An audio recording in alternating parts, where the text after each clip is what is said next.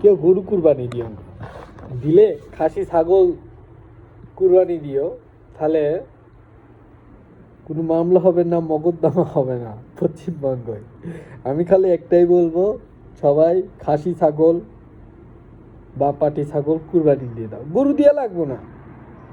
একাই টের পাইবো যারা হিন্দুরা আছে, তারা টের পাইবো। খালি আমি মুসলিমদের কাছে একটুকুই কমু, আল্লাহর দোহাই লাগে, তোরা কেউ গরু কুরবানি দিস না, ছাগল কুরবানি দে। এই বছরটা ছাগল কুরবানি দে, দেখবি কিরকমটা টের পাইবো হিন্দুরা। কেন হিন্দুদের হলো গরু বেশি, হিন্দুরা সব টের পাইবো।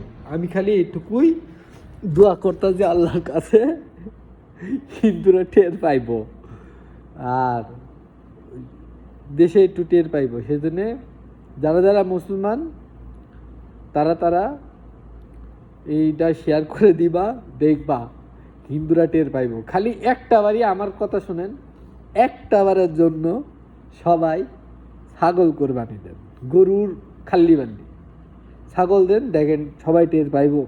হিন্দুরা বেশি টের, কেন হিন্দুরা এলো ঘরে ওদের এলো গবাদি পশু গরু, ওদের গোমাতা। সেই জন্য আপনারা গোমাতা ওদের দিয়েন না, খালি ইয়ে দেন, দেখবেন টেরটা পাইবো। এটা খালি বানাইছিল ভারতদের জন্য, ইন্ডিয়ানদের জন্য এই ভিডিওটা। সবাই শেয়ার করবেন আর একটা করে লাইক দিবেন। সবাই ভালো থাকবেন, আল্লাহ হাফেজ।